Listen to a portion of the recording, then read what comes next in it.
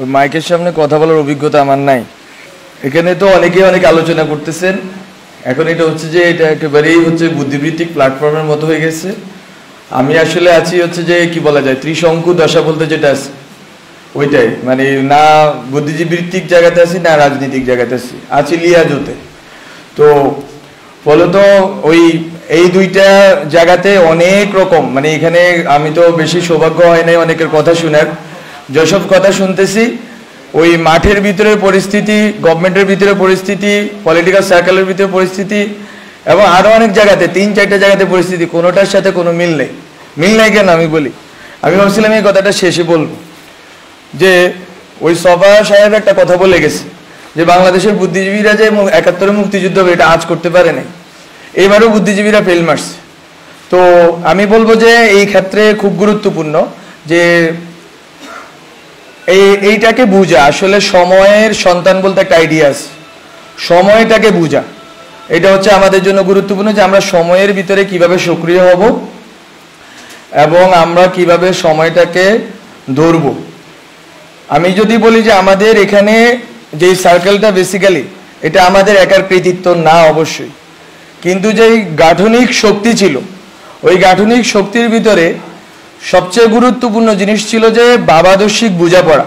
এখন ধরেন না আপনার, আমরা বলতেছি একটা পোস্ট ইডিওলজিক্যাল সিচুয়েশনে আছি, আমাদের কোনো ওইভাবে আমরা একটা তুহিন এখানে বলে গেল যে নির্দলীয় বলতে কি বোঝাচ্ছে, বাট অথবা এটাই নতুন কিনা রাজনীতি কিনা নতুন ভাবে, বা আরো অনেকে অনেক কিছু বলছে। বাট মূলত হচ্ছে যে আমাদেরকে লড়তে হয়েছে কিসের বিরুদ্ধে, এটা আসলে আমাদের বুঝতে হবে প্রথমত। এবং আসলে সামনের লড়াইটার সাথে গণ অভ্যুত্থানের যে ধরেন না আপনার হচ্ছে 2 কি 3 সপ্তাহ যে সময়টা, শ্বাসরুদ্ধকর যে সময়টা, অথবা এর আগে পরে আরো কিছুদিন যদি বর্ধিত করি, অথবা অনেকেই বলতেছেন এখনো গণ অভ্যুত্থান পরিস্থিতি, আমিও মনে করি। তো এই সময়টায় আসলে আমরা কি ধরনের ভাবাদর্শিক লড়াইটা করছি এটা আমার কাছে খুব গুরুত্বপূর্ণ, কারণ এইটা ঠিক করে দিবে বাংলাদেশের সামনের রাজনীতি। আমরা বলতেছি এটা একটা পোস্ট ইডিওলজিক্যাল সিচুয়েশন, মিনস কি বলতে আমি বলতেছি যে আপনার হচ্ছে ইডিওলজিক্যাল কোয়েশ্চেনটা গুরুত্বপূর্ণ ছিল। আজম স্যারের লেখায় দেখাইছেন যে ভাষাগত এজমালি ভাষাগত কোয়েশ্চেনটা গুরুত্বপূর্ণ ছিল, এবং আপনার এখানে জনগণ যে ক্যাটাগরি এটা কিভাবে গঠিত হইলো এটার একটা গুরুত্ব ছিল। এখন ধরেন আপনি এই যে ছোট ছোট সোভিয়েত গুলো ছিল এতদিন, এক একজন, এখন এখানে ধরেন আমি খুব বোধ হয় এখানে 80% লোকরে আমি পার্সোনালি চিনি, মানে চিনি বলতে তাদেরকে আমি জানি যে লোকেট করতে পারবো যে কে কোন ইডিওলজিক্যাল পজিশনে, কে কোন কালচারাল পজিশনে বিলং করেন, কিন্তু তারা সবাই এখানে একযোগ হয়ে আছেন। এখন এখান থেকে আসলে সামনের কোয়েশ্চেনটা কি হবে সেটা হচ্ছে ইডিওলজিক্যাল তর্কটা আসলে কোথায় গিয়ে পৌঁছাবে। একটা আমি যখন বলতেছি নির্দলীয় মানে হচ্ছে আগের যে দলীয় ইকুয়েশন ওটার বাইরে আমি বেরোতে চাচ্ছি। আমি যখন বলতেছি অরাজনৈতিক আমি বলতে চাচ্ছি যে আগের যে রাজনৈতিকতা ওটার বাইরে বেরোতে চাচ্ছি।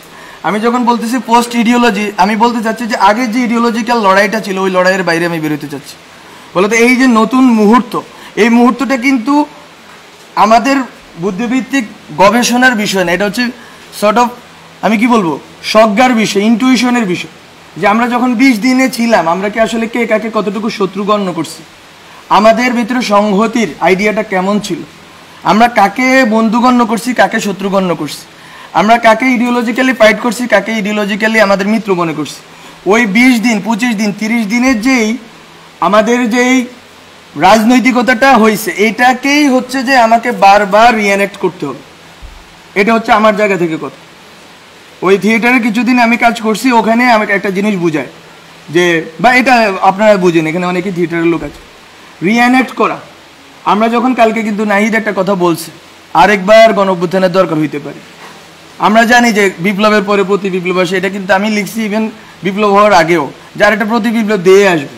এখন এটা কিন্তু এরকম না যে আতঙ্ক, এই কে নিয়ে যাবে রে, কে আমাদেরকে মেরে যাবে রে, এরকম না ঘটনা।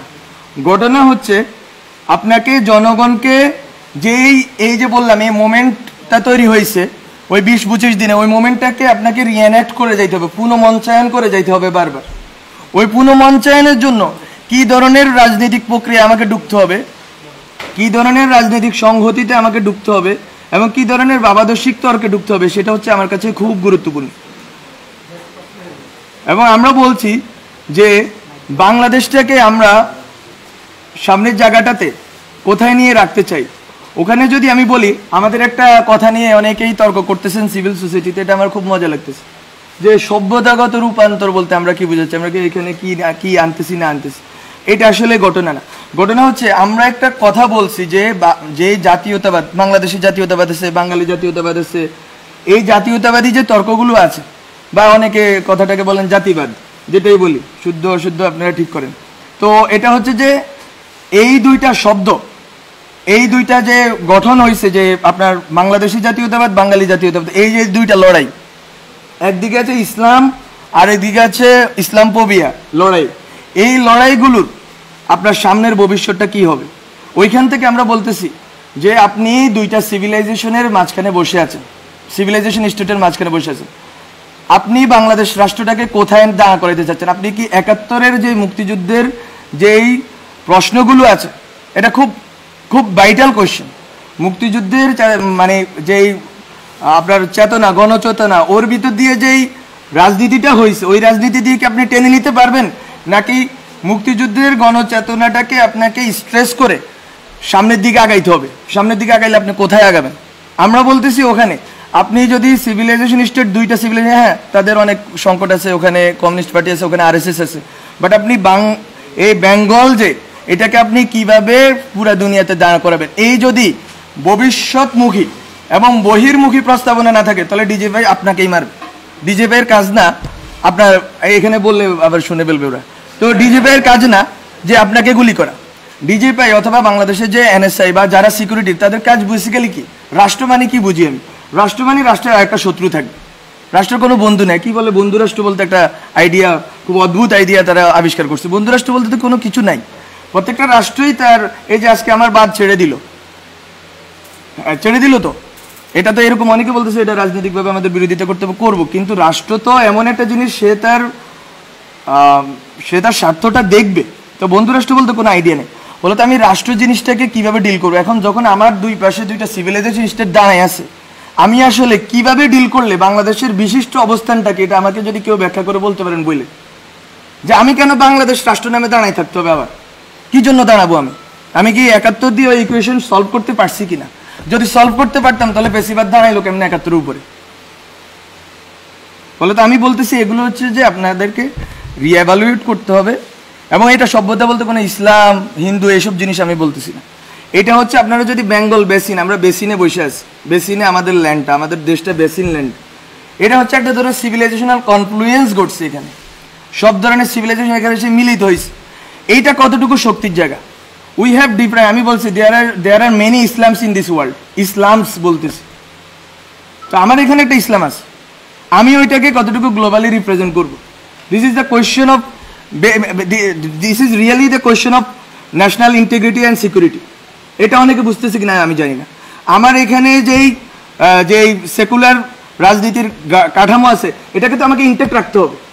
এখন এই সেকুলার রাজনীতির কাঠামো কি, সেকুলার আর সেকুলারিজম, এটা অনেক তর্ক আছে, তালাল আসাদে অনেকে পড়ে বেজে ফেলছে, কিন্তু সেকুলার আর সেকুলারিজমের তর্কে যে আমি এখনো পর্যন্ত ডিল করি নাই, আমি কি এই রাষ্ট্রটা সেকুলার করব নাকি সেকুলারিস্ট করব, অনেকগুলো তর্ক আছে। বলতো আমি, এবং ওই সেকুলারিজমটা কি হবে? ওইটা কি ৭২ সংবিধানের সেকুলারিজম হবে, নাকি আমরা এখন যখন আমরা বলতেছি, আমরা অনেকেই বলতেছি যে নিউ কনস্টিটিউয়েন্ট অ্যাসেম্বলি লাগবে, কিন্তু তর্কটা দেখেন, খেয়াল করেন, সবাই বলতেছে ৭২ সংবিধানের কন্টিনিউটি। আপনি ৭১ ধরতে পারেন, কিন্তু ৭২ আমি মনে করি ধরতে পারেন না। আপনাকে ৭২-এর ব্যাপারে ক্রিটিক্যাল হইতেই হবে, এবং অনেকেই ক্রিটিক্যাল আছেন এখানে, রাজনৈতিক বর্গে অনেকেই ক্রিটিক্যাল আছে। বলতো ওই যে রাজনীতিক যে কাঠামোটা গঠিত হয়েছে, ওইটাকে তো আপনি চুড়ে ফেলতে চাচ্ছেন। চুড়ে ফেলতে চাইলে ওই সময় যে সেকুলারিজম আছে, এটাকে আপনাকে তো আবার রিডিফাইন করতে হবে।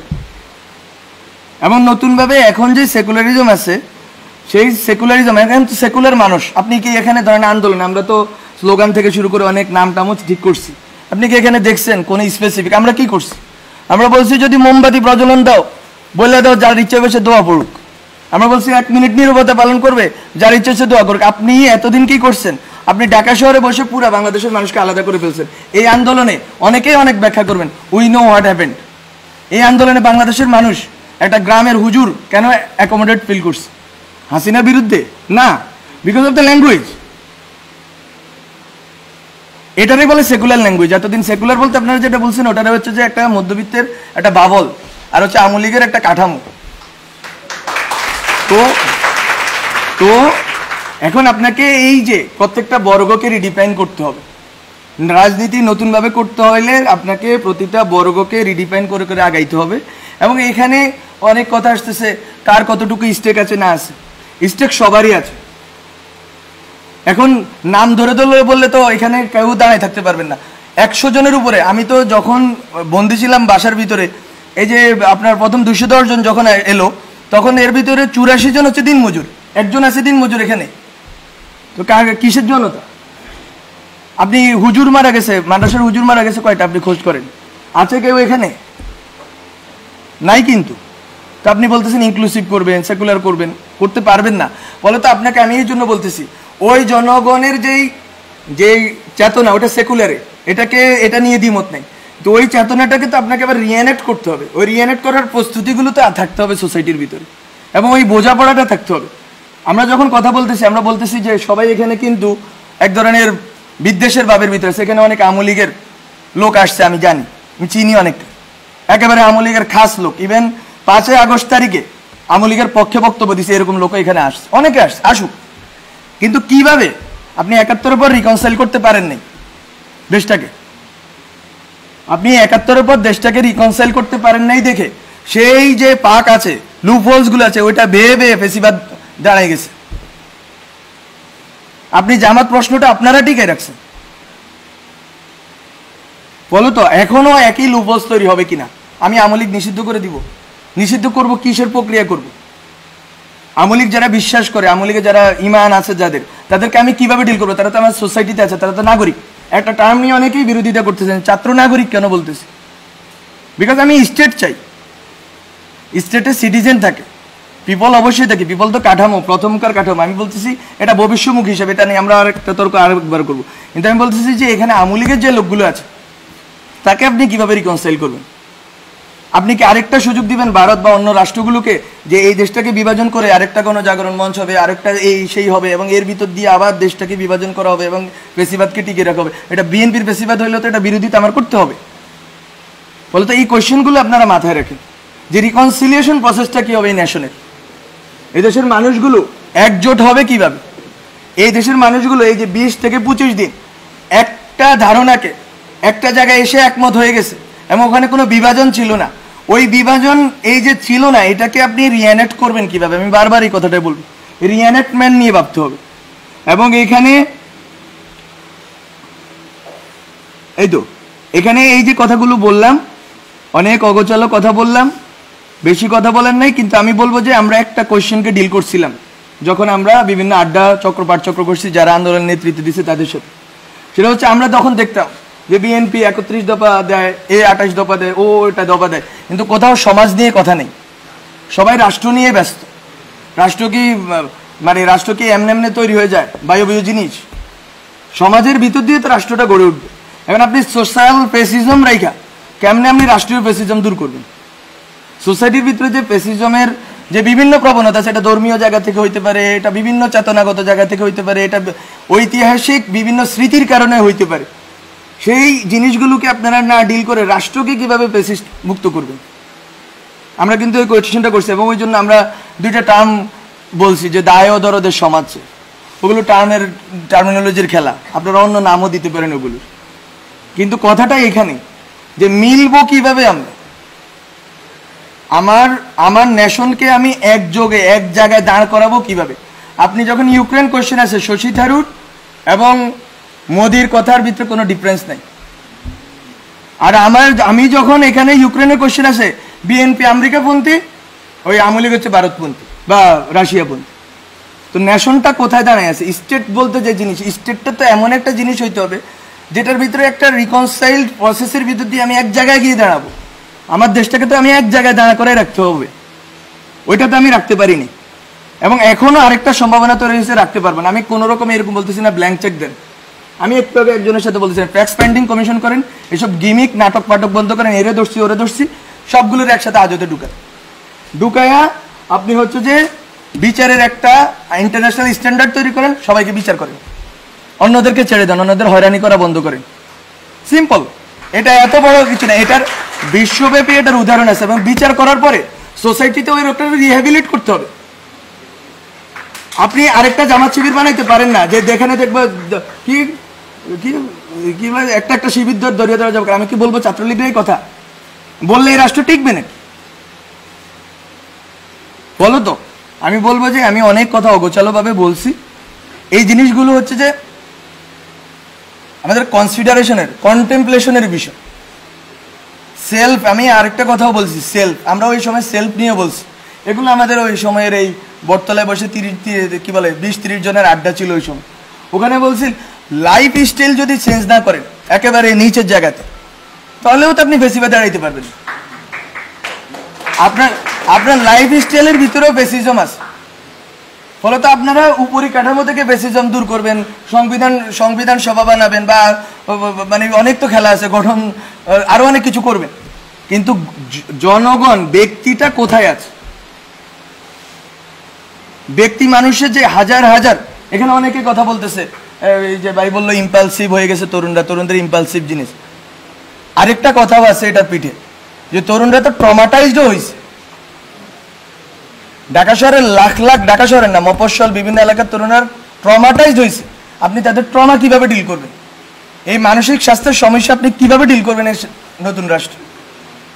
বলে তো অনেক কোশ্চেন আছে। কিন্তু এই যে ব্যক্তি পর্যন্ত তো পৌঁছাইতে হবে। ব্যক্তি সমাজকে আমি পরিগঠন করলে আমি রাষ্ট্রকে এদিক ওদিক করতে পারবো, কিন্তু রাষ্ট্র আবার আমি সার্বভৌম করবো কিনা ওই তর্কেও আমাকে থাকতে হবে। রাষ্ট্রকে আমি আবার সার্বভৌম করে ফেলবো কিনা। বলে তো অনেক অগোছালো কথা বলে ফেলছি, ক্ষমা করবেন, আমি অনেক ছোট মানুষ। তো এতটুকুই কথা।